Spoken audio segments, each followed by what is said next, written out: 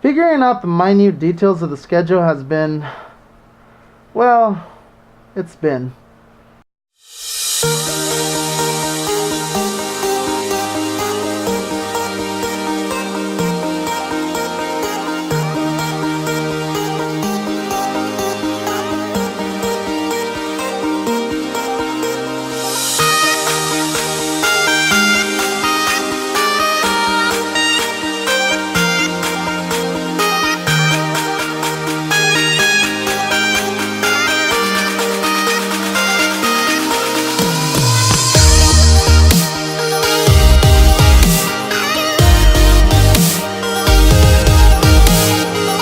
Hey guys, Rex Orchid here. One of the biggest parts about making a film that no one ever really tells you about is writing up the schedule.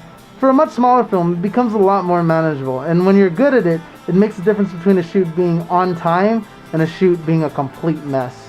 What's most important about getting a schedule right is setting your dates accordingly. For a feature film, I gotta think about a lot of things. Some of them are the time requirements for certain actors and location availability. The first thing I've done is make my most easily accessible locations the first thing we shoot.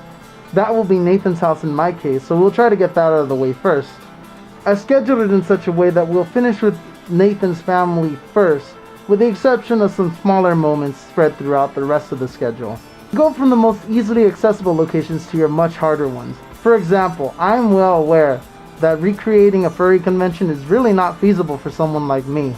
So I've gotten in contact with Texas Furry Fiesta to help me create an atmosphere much closer to what I need for the finale of the film. That being said, I'm still in contact with their staff.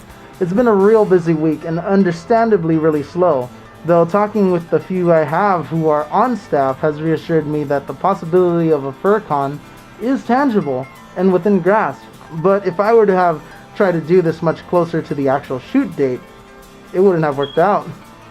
There are procedures for these kinds of things.